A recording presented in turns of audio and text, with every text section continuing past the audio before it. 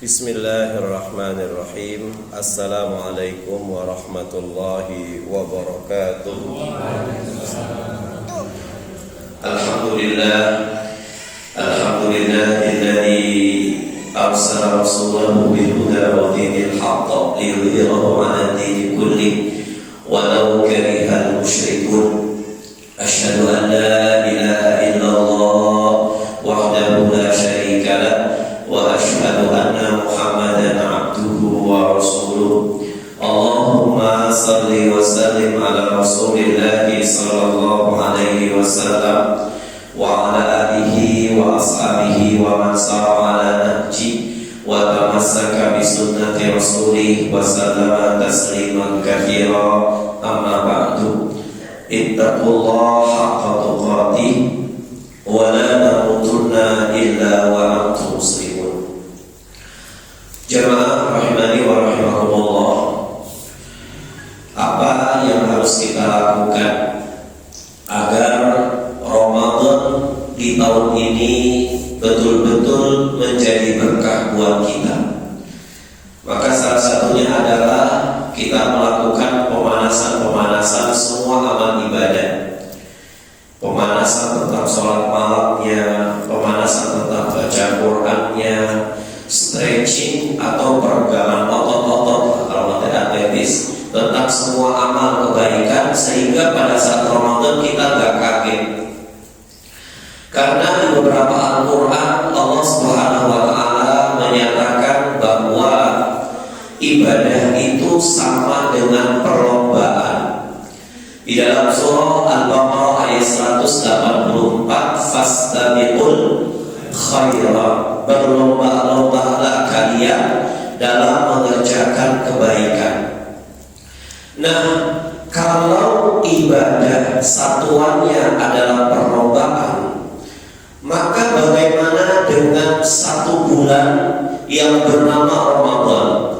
Bagaimana dengan satu bulan itu isinya ibadah, varian ibadah ada di dalamnya, dari ibadah yang kecil sampai ibadah yang besar itu diobral pahalanya oleh Allah Subhanahu wa Ta'ala.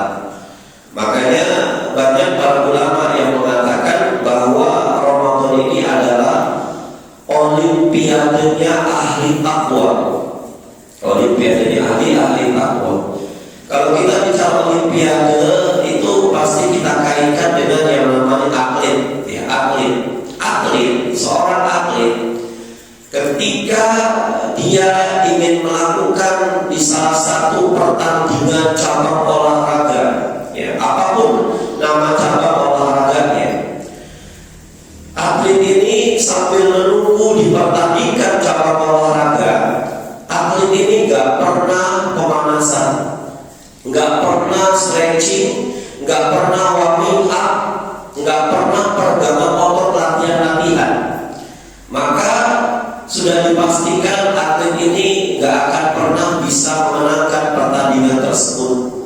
Simpel lah. Salah satu atlet mendaftarkan diri untuk ikut dalam satu cabang olahraga. Katakan cabang olahraga yang ditandingkan 2 bulan lagi. Dia daftar di bulan Februari, berarti 2 bulan lagi sekitar Maret dan April. Dari mulai atlet ini mendaftar cabang olahraga sampai akan dimulai pertandingan, ini atlet kerjaannya makan tidur. Maka kira-kira menang gak Bapak Ibu? Enggak, pasti kalah. Ya. Nah, kalau seandainya kita kan tahu semua, namanya olimpiade itu di dalamnya, ini olimpiade kan pertandingan cabang olahraga dunia. Artinya di dalamnya itu para atlet papan atas. Yang bukan atlet, dia hobi bulu tangkis, daftar di olimpiade, maka gak diterima. Loh, kenapa? Ada atlet amatiran yang di sini tuh atlet-atlet papan atas. Maka yang tanyakan pada diri kita sendiri, ini Ramadan sudah nampak di depan mata kita. Ramadan itu sudah hitungan hari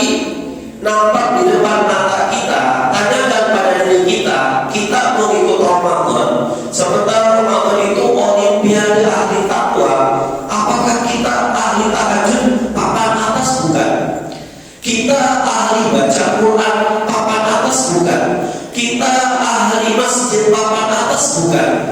Maka kalau seandainya kita melewati bulan Ramadan yang hampir beberapa hari ini tanpa kita lakukan dengan pemanasan, maka mimpi buat kita untuk mendapatkan menjadi takwa dari Allah Subhanahu wa Ta'ala. Apalagi Ramadan itu ibarat lari maraton, Bapak Ibu. Ya, lari maraton. Jadi lari maraton itu masuk satu anggota lari maraton sudah masuk ke line start, garis start. Tapi sebelumnya dia nggak pernah pemanasan, dia nggak pernah jogging, nggak pernah stretching. Maka dia ikut lari maraton, maka nggak akan pernah nyampe pada garis finish. Baru kilometer kedua kram kakinya. Apalagi Ramadan. Ini Ramadan menuntut kita untuk selalu berada di level atas, dan atas. Bukan 1 hari, 2 hari, 3 hari, tapi sebulan, Pak. Ya. Di dalam Ramadan itu grafik kebaikan dituntut dari diri kita untuk selalu grafiknya itu teratas. Klimaksnya kapan? 10 terakhir di bulan Ramadan. Maka ini tinggal beberapa hari Ramadan. Yuk kita lihat apa saja amalia-amalia Ramadan yang telah dikerjakan oleh Rasulullah SAW. Yang semua amalia ini sepantasnya kita jadikan ittiba. Kita sebagai umat yang cinta Rasulullah SAW. Rasul itu mengerjakan amalia di bulan Ramadan itu 3. Ada ibadatul nahar, ibadah yang dikerjakan Rasulullah di siang hari di bulan Ramadan. Ada ibadatul lail, ibadah yang dikerjakan oleh Rasulullah SAW di malam hari. Kapan waktunya? Dari mulai pada isya membentang luas sampai menuju waktu sahar. Ya. Apa itu waktu sahar? Sekitar 15 sampai 30 menit menjelang azan subuh itu waktu sahar. Maka waktu sahar ini ya, yang ketiga ibadah sahar ya, supaya bisa sempurna menjelaskannya. Jadi yang pertama ibadah nahar, ibadah Nabi yang dikerjakan di siang hari. Kemudian ibadah lail, amalia ibadah Nabi yang dikerjakan di malam hari. Kemudian ibadah sahar, ibadah yang dikerjakan oleh Rasulullah untuk menuju titik sholat subuh. Kita sering mengucapkan, yuk bangun sahur, bangun sahur, bangun sahur.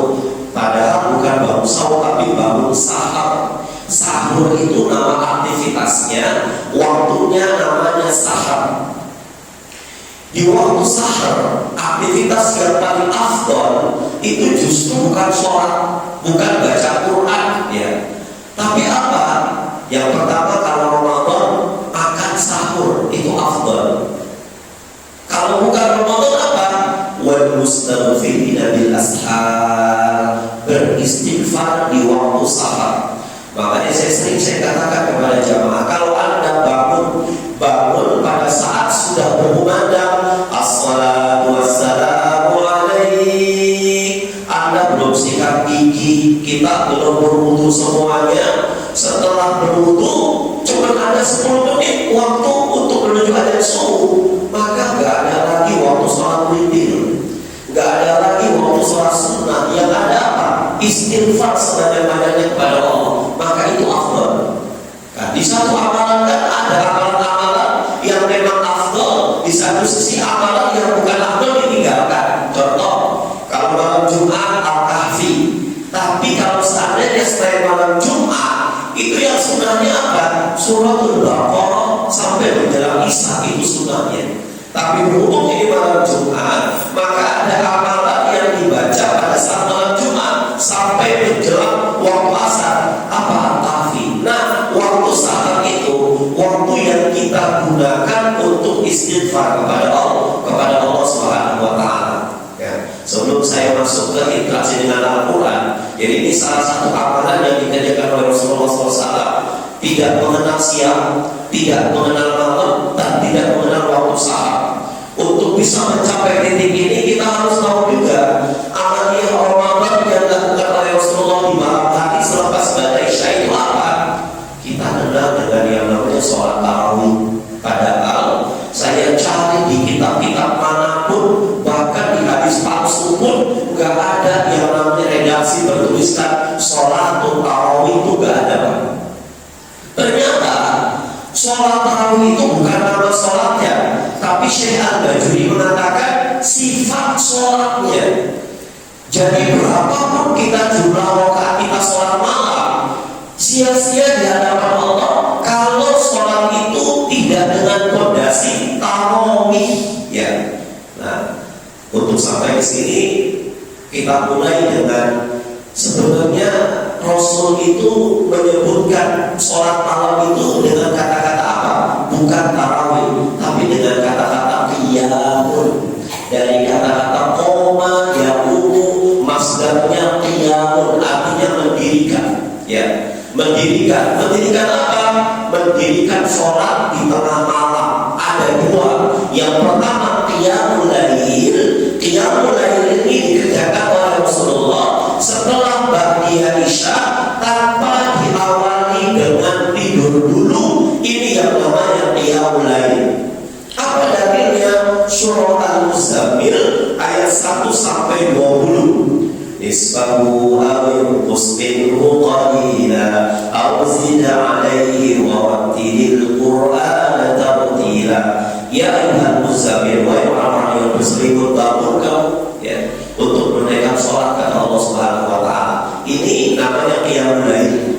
Makanya kalau di sekolah-sekolah, di organisasi-organisasi, di komunitas-komunitas ada acara mabit, malam bina iman dan takwa. Di dalamnya ada program qiyamul lail, anggotanya suruh tidur dulu, nggak tepat namanya qiyamul lail. Namanya apa? Tahajud. Tahajud dari kalimat tahajjada, ya tahajjadu, tahajudan masdarnya. Artinya merubah posisinya menjadi posisi terjaga. Ini namanya tahajud. Ya, kalau qiyamul lail dikerjakan tanpa tidur dulu, waktunya setelah ba'diyah Isya. Maka kalau kita mau sholat tarawih, kita belum sholat Isya langsung loncat ke tarawih, ya nggak sempurna tarawihnya. Atau kita mau sholat tarawih setelah Isya, kita langsung loncat ke tarawih, tidak ba'diyah Isya dulu, ya nggak sempurna. Karena ba'diyah Isya jauh lebih afdal daripada qiyamul lail. Maka kalau ada orang atau kita, Syekh Shalih Fauzan itu bilang, kita masuk ke Masjid Al-Ittihad, kita mendapatkan saat itu imam dan jamaah yang lain sedang menunaikan sholat tarawih, sementara kita ada belum sholat Isya, maka tidak boleh kita melakukan sholat Isya sendiri atau berjamaah dengan komunitas yang ketinggalan. Itu makruh. Karena tidak boleh dalam satu atap itu ada dua imam, dua-duanya punya jamaah, itu gak boleh. Terus gimana Ustaz? Syekh Shalih Fauzan bilang, saat Anda belum menunaikan sholat Isya, sementara tarawih sudah berlangsung, maka Anda masuk ke barisan jamaah tarawih, ikut sholat tarawih, tapi Anda niatnya sholat Isya. Ya, 2 rakaat. Ketika imam tarawih sudah Assalamualaikum warahmatullahi wabarakatuh, Assalamualaikum warahmatullah, kita yang baru Isya 2 rakaat bangkit lagi untuk melaksanakan sholat Isya yang rakaat ketiga sampai kita selesai. Itu sempurna. Ya. Rasulullah SAW mengatakan, Anda sholat qiyamul lail Ramadan bersama dengan orang-orang, tapi Anda pulangnya lebih dulu daripada imamnya. Sholat tarawih belum rampung, Anda pulang duluan dengan alasan witir saya di rumah, maka sholat tarawih Anda itu tidak sempurna. Ingin mendapatkan pahala tarawih seperti pahala sholat malam semalam suntuk, maka bubarnya Anda, pulangnya Anda harus bersamaan dengan pulangnya imam dan pulangnya makmum. Kan ini repot Pak. Kalau ada yang orang sholat tarawih 11 rakaat tapi dia 23 rakaat.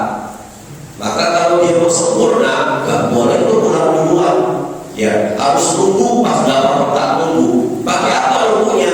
Baca Quran, doa, atau zikir. Atau misalkan dia mendirikan di teras, ada 10 orang yang salat 11 rakaat. Yuk kita kumpul ke teras, ngapain? Sholat witir. Ini jamaah pengkhianat semua. Sampai seperti itu, ya. Allah Akbar, ini agama. Terus gimana enaknya? Lebih baik Anda masuk ke masjid yang 23 rakaat, rampung sholat isya, pulang. Sholat tarawihnya di mana? Lebih afdal di rumah daripada di masjid. Ya. Tuh ya, selesai. Nah, untuk bisa mencapai itu, saya akan ketengahkan kepada hadirin semuanya 4 hadis yang sudah saya cari di sekitar 4 kitab hadis. Yang pertama, sebenarnya sholat qiyamul Ramadan atau qiyamul atau tahajud yang Rasul kerjakan itu berapa rakaat sih? Yang pertama hadis Ibnu Umar, ya, hadis Ibnu Umar radhiyallahu anhu. Ketika Ibnu Umar ditanya oleh sahabat, wahai Ibnu Umar, sebenarnya berapa rakaat sih yang dikerjakan Nabi ketika Nabi itu melaksanakan qiyamul lail, baik bulan Ramadan ataupun di bulan Ramadan? Ibnu Umar mengatakan sholatul lail mathna mathna. Sholat malamnya Nabi itu dilakukan 2 rakaat salam, 2 rakaat salam. Di hadis ini tidak disebutkan sampai berapa rakaat. 36 rakaat silahkan, 40 rakaat silahkan, 1000 rakaat silahkan. Tetapi di penghujung hadis ini yang menariknya, Rasul itu menutup hadis ini dengan perkataan apa? Fa'idza khasya ahadakumul fajra falyutir raka'ah wahidah. Kalau kamu sedang nikmat-nikmatnya menjalankan sholat malam, kamu mendengar sepertinya mau mendekat azan subuh, falyutir raka'ah wahidah, maka tutup dengan witir 1 rakaat. Ini hadis pertama. Belum ada batasannya. Abdullah bin Mas'ud dan Huzaifah al-Yamani bertanya kepada Aisyah radhiyallahu anha, wahai Aisyah, kalau sholat malam itu tidak ada batasan standar nasionalnya yang dikerjakan oleh Rasulullah, nanti umat akhir zaman dia akan melaksanakan sholat malam semau dia nanti. Lagi banyak uang, sholatnya 1000 rakaat. Lagi uangnya gak ada, sholatnya 2 rakaat. Tak semau dia, tanpa dasar ilmu. Maka 2 sahabat ini, Abdullah bin Mas'ud dan Huzaifah al-Yamani, bertanya kepada Aisyah radhiyallahu anha sebagai istri Rasulullah SAW. Kata Aisyah, maka yazidu fi Ramadan wala fi ghairihi ala 11 rakaat. Selama aku membersamai dalam rumah tangga Rasulullah SAW sampai beliau wafat, beliau tidak pernah sholat tarawih atau qiyam Ramadan seumur hidupnya kecuali berjamaah di masjid 3 hari. 3 hari. Selebihnya sampai beliau wafat tidak pernah berjamaah tarawih atau qiyam Ramadan. Dan pada saat beliau mengerjakan di rumah qiyam Ramadan, baik di bulan Ramadan ataupun di luar Ramadan, Rasul tidak pernah melaksanakan qiyamul lail lebih di atas 11 rakaat. Muncul pas 11 rakaat baru muncul, ya. Maka dari sini ada 2 rumus. Abdullah bin Mas'ud nanya, 11 rakaat wahai Aisyah? Iya. Bagaimana cara mengerjakannya? Kata Aisyah, yusalli arba'an, thumma yusalli arba'an, thumma yusalli thalathan. 11 rakaat itu Rasul mengerjakannya 4 rakaat salam, 4 rakaat salam, 8 rakaat ditambah 3 rakaat salam, itu witir. Kalau tadi Ibnu Umar 2 salam 2 salam, riwayat Aisyah 4 salam 4 salam 4 salam. Berarti kalau Ibnu Umar sholatnya 11 rakaat, maka muncul rumus 2 ditambah 2 rakaat ditambah 2 rakaat ditambah 2 rakaat ditambah jumlah 2 rakaat, semua jumlah 10 rakaat, witirnya 1 rakaat. Nah, witir setelah 8 rakaat itu 2 rakaat sholat apa? Bukan sholat witir, tapi itu namanya sholat syafa', sholat menggenapkan. Ya. Makanya nggak ada witir. Witir itu ganjil, ya. Maka ganjil harus sholatnya ganjil, nggak boleh genap. Coba lihat Bilal yang mengumandangkan witir 2 rakaat, kalimatnya. Kita sedikit colek tata grammar bahasa Arab. As-salatu sunnatan minal witri raka'ataini jami'atan rahimahumullah. Min itu bagian dari witir, tapi bukan witir. Artinya seakan-akan kita bicara sama Allah, ya Allah, aku mau sholat witir 3 rakaat, tapi aku DP-in dulu 2 rakaat. Kapan 1 rakaatnya? Nanti. Kapan? Nanti tengah malam. Makanya kalau bapak ibu pernah tarawih di Mekah, saya sudah yang mimpin itu dari dulu sampai sekarang. Habis isya beliau melaksanakan dia normal 10 rakaat. Kapan 13 rakaatnya? Beliau tutup di tengah malam berbarengan dengan tahajud. Ini, jadi beliau memakai konsep rakaat witirnya itu 2, tapi bukan witir itu sholat syafa', wal fajri wal layalin 'ashr wasyaf'i wal watar. Kerjakanlah sholat yang bilangannya syafa' genap dan bilangannya watar witir ganjil. Ini orang pertama. Jadi nggak ada larangan kita sholat witir 2 salam 1 salam, tapi 2 rakaat sebelum witir 1 rakaat jangan diniatkan sholat witir, tapi ini namanya sholat syafa'. Ya, kalau bilang witir salah, nggak tahu kenapa. Masa witir ganjil, masa witir genap, di mana-mana witir ganjil. Ya. Kemudian kalau kita sudah melaksanakan sholat witir, kita kepengen sholat tahajud, boleh nggak? Boleh.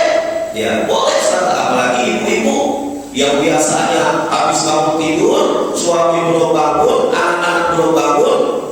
Sayang kalau kita langsung nyalain kompor, panasin lauk, enggak nyentuh Allah dulu. Walaupun kita sudah sholat malam, tarawih, bangun kan lebih dulu dari suami itu, lebih dulu dari anak-anak. Kita bangun mungkin jam 2 atau jam setengah 3. Sebelum nyalakan kompor, ngambil wudu minimal sholat 2 rakaat. Coba bedakan apa yang terjadi. Nyiapkan makan sahur diawali dengan 2 rakaat dulu, dengan menyiapkan makan sahur yang sudah-sudah. Jangankan sholat, gosok gigi, cuci muka, nggak pernah. Ya, coba bedakan. Masya Allah, sehatkan suami, langgengkan kecintaannya kepada saya. Anak-anak cerdaskan, solehkan semuanya, sambil nanam nasi, sambil goreng segala macam, setelah mungkin semuanya. Bangunkan anak-anak jam 4 kurang 10. Ada keberkahan. Kalau makan sahur jam setengah 3 gak ada keberkahan. Makan sahur jam 3 gak ada keberkahan. Rasul itu makan sahur sama seperti membaca surah, jumlahnya 60 ayat. Ketika sudah 60 ayat masuk waktu subuh. Anas bin Malik itu riwayat, wahai Anas, Rasul itu kalau makan sahur gimana? Sama seperti Anda baca surat yang jumlahnya 60 ayat, surat An-Naba. Surat An-Naba 60 ayat, kalau kita hafal paling 15 menit.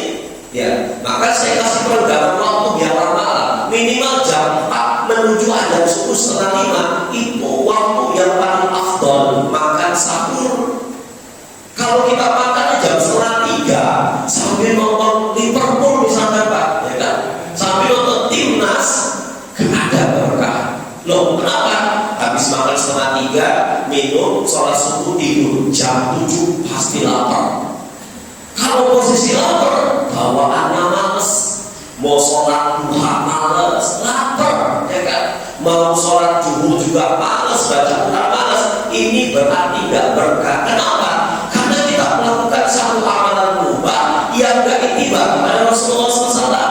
Minum ini amalan mubah, ya mubah amalan ini. Air putih, minum boleh. Tapi bagaimana agar minum yang kita kerjakan berbuah pahala, bukan hanya kita menghilangkan haus, tapi berbuah pahala. Maka minum ya pakai cara Nabi. Yang pertama, tangan kanan. Ini saya mau praktekkan, bukan saya host ya. Yang pertama pakai tangan kanan. Yang kedua langsung bismillah. Ketiga ngambil bismillah. Alhamdulillah 3 kali. Alhamdulillah. Baru yang keempat gelegek kita tahu. Jadi kita bukan hanya melakukan amalan yang mubah, tapi yang mubah bernilai pahala karena ibadah. Ya, coba kita mandi. Itu mandi janabah, Bapak Ibu punten, punya kolam renang. Kolam renangnya itu airnya ngalir. Mandi janabah terus aja keluar sudah suci kita. Tapi kan enggak sunnah mandi seperti itu. Ya, mandi kalau ada pahala mandi janabahnya, kita memang mencari yang sah, tapi kita juga mencari yang ditimbang kepada Rasul. Gimana? Wudhu dulu, ya kan? Wudhunya sempurna, langsung pelan-pelan membasahi tubuh kita dari bawah telapak kaki, naik ke betis, naik ke dengkul, naik ke atas ke perut, langsung ke paha. Itu kan sunnah. Coba kalau langsung di Wonosobo mandi janabahnya dulu, plus aja sah, besoknya puskesmas meriang. Oh, ini Pak, ya kita makan mubah, mau makan mubah, makan bakwan, tempe kebun, mie ayam, bakso, sesuatu yang gak ada pahala dan dosa. Tapi kalau kita makannya ikut cara Nabi, bagaimana cara Nabi? Makannya dulu, baca bismillah. Kalau kita memang gak bisa pakai tangan, gak bisa pakai tangan, harus pakai sendok, minimal ada sesuatu yang kita sentuh dengan tangan. Rasul kan kalau makan 3 jari, 3 jari Rasul makan. Yang dimakan apa? Bukan nasi, tapi kurma, ya kan? Kita kalau makan 3 jari pakai nasi sampai 1 jam gak kelar-kelar. Maka minimal kita ikut cara Nabi 3 kali saja. Sementara makan bismillah, bismillah, bismillah, langsung selebihnya copot bismillah. Terus sunnah. Itu menurut saya kan seperti itu. Jadi kalau semua dilakukan dengan sunnah, itu ada kejayaan.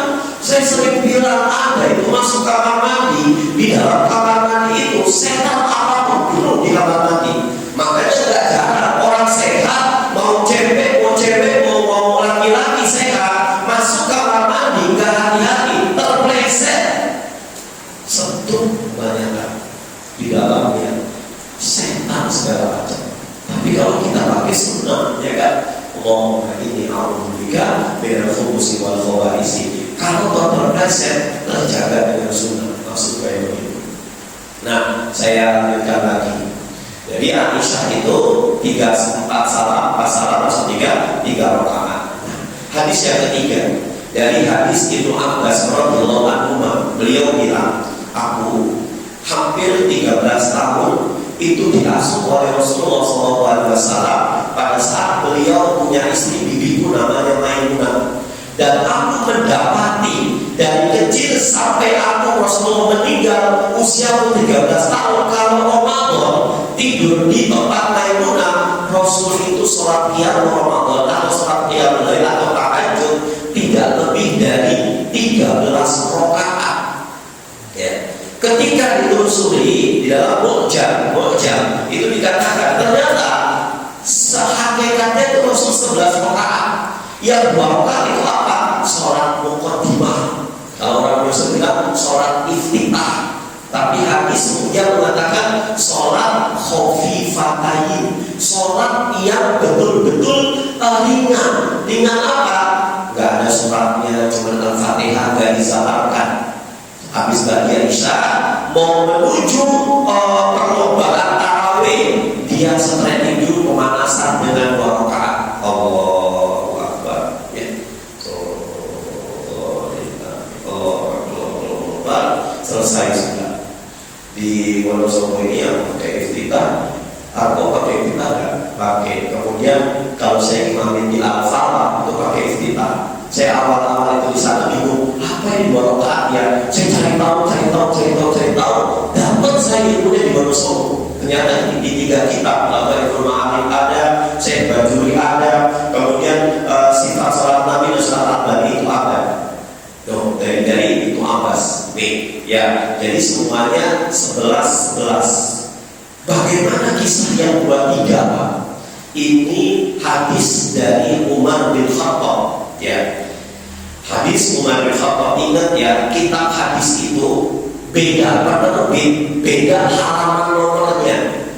Kalau di kitab saya itu nomornya 2009 sampai 2013, 2009, 2010, 2011, 2012, 2013. Tapi kita nyari di Google tentang hadis ini, maka Google acak-acakan nanti karena beda.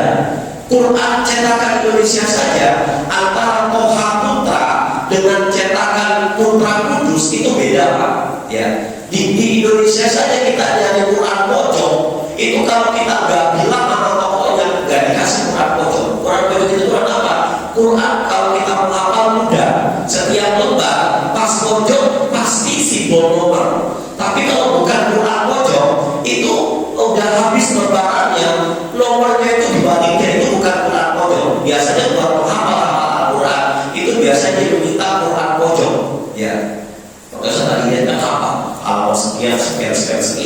Kalau penerbitnya sama, Pak, dan penerbitnya nggak sama pasti beda.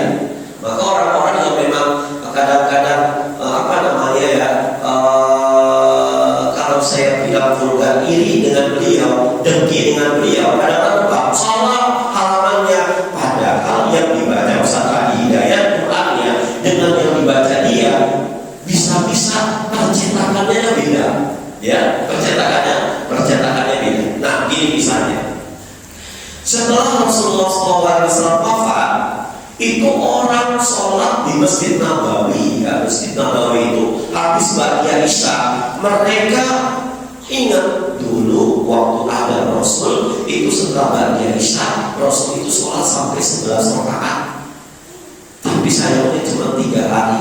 Akhirnya mereka sholat, tapi masing-masing sendiri. Umar bin Khattab saat itu sebagai penguasa, pimpinan, dia merasa risih. Kok bab sholat Isya yang berjamaah rukun guyup, bagian Isya-nya sunnah luar biasa, tapi kenapa kok qiyam Ramadannya berpisah-pisah? Akhirnya Umar memanggil Ubay bin Ka'ab. Ubay bin Ka'ab, Bapak Ibu, beliau adalah asisten pribadi Rasul. Di saat Rasul itu mencari posisi sel imam, Ubay bin Ka'ab selalu dijadikan imam.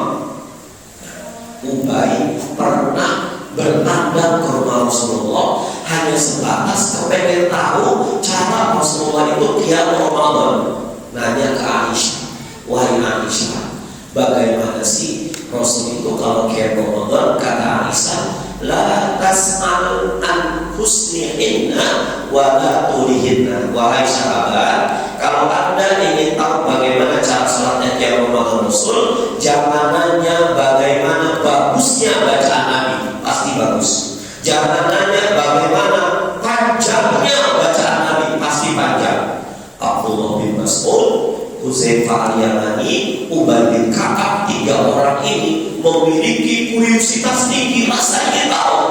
Minta izin sama Aisyah, besok sampaikan kepada Rasulullah, saya ingin berkunjung ke rumah beliau, ingin menjadi makmumnya beliau sholat qiyam Ramadan. Lihat dari Ubay bin Ka'ab, Abdullah bin Mas'ud berceritakan, aku pada saat menjadi makmum Rasul qiyam Ramadan, aku merasakan sesuatu yang menyenangkan, nyaman di hati. Ketika rakaat pertama Rasul buka dengan suratul Baqarah, Hudzaifah al-Yamani hafal Quran, Abdullah bin Mas'ud hafal Quran, kemudian Ubay bin Ka'ab hafal Quran. Pada saat Rasulullah sudah ending Al-Baqarah terakhir, ayat terakhir, mereka semua mengira kayaknya bakal hukum. Ternyata tidak, dilanjutkan langsung surat Ali Imran. Kata Ubay bin Ka'ab, 1 rakaat bersama Rasulullah itu yang dia baca sebanyak 5 juz. Insyaallah 5 juz. Kalau kita melihat Quran terbitan Indonesia, minimal 1 juz itu ada 6 halaman. Kalau 6 dikali 5 berarti 1 rakaat berapa halaman? 30 halaman. Itu yang Rasul baca. Besoknya 3 sahabat ini enggak ikut lagi tarawih bersama Rasul. Ketika ditanya, bukan, aku Aku bukan karena capek, bukan karena jenuh, tapi aku menjadi orang yang selalu menduga-duga. Setelah ini pasti rukuk, setelah ini pasti rukuk. Akhirnya aku gak jadi sholat sama Rasulullah daripada menduga-duga. Abdullah bin Mas'ud bilang, 3 sahabat ini Pak di Tani Haboh itu dikatakan Abdullah bin Mas'ud orang yang paling bagus bacaannya itu. Bahkan Nabi mengakui ada orang yang bertanya, ya Rasulullah, itu setiap Abdullah bin Mas'ud baca Quran itu kok angin bertiup nggak ada masalah, seakan-akan hamba dunia, ranting-ranting itu nggak ada yang bergerak, dedaunan nggak ada yang bergerak, pokoknya semua penting. Kata Rasulullah, pada saat Abdullah bin Mas'ud itu sedang baca Quran, itu ribuan malaikat itu turun Pak, ingin mendengarkan bacaan Abdullah bin Mas'ud, sampai-sampai dunia ini betul-betul udara diperlambat gerakannya karena banyaknya malaikat yang turun ke dunia ingin melihat mendengar bacaan Abdullah bin Mas'ud.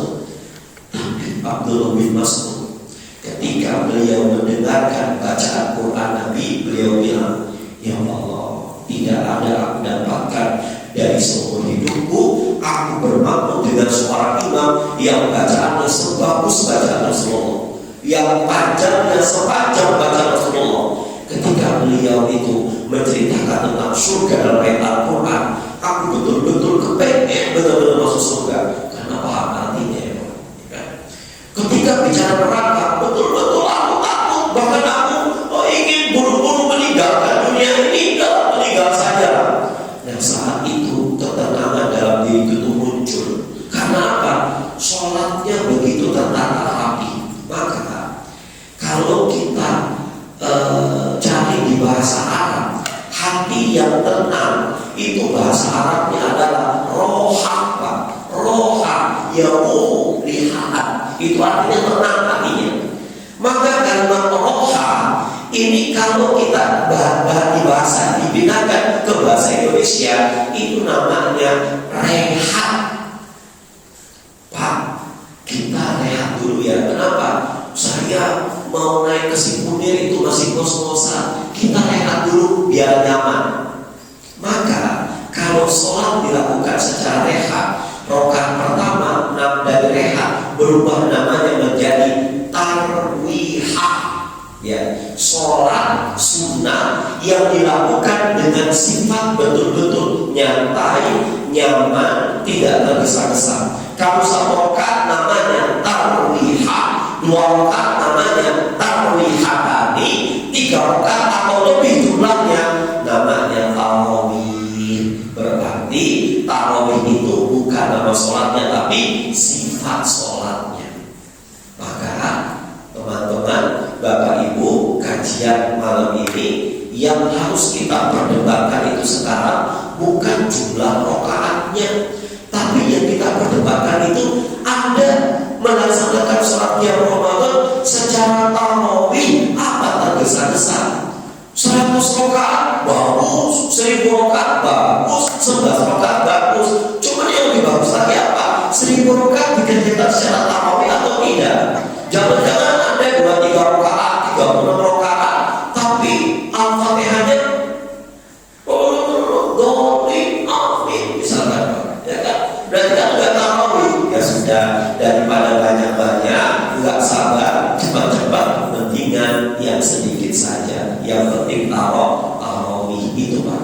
Ya, tuh. Nah selanjutnya di antara ibadah yang dilakukan oleh Rasulullah SAW itu selain sholat, beliau pun membaca Al-Quran. Metode Rasul membaca Al-Quran itu di bulan Ramadan ada 3 tingkatan.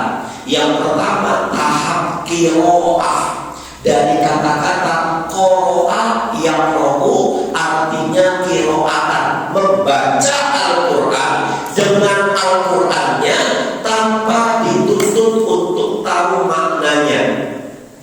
Yasin wal Qur'anil Hakim sampai selesai. Ini qiraah. Orang yang membaca Al-Quran dengan cara qiraah, kalau dia bukan bulan Ramadan, maka kata Rasulullah, setiap huruf berbuah kebaikan.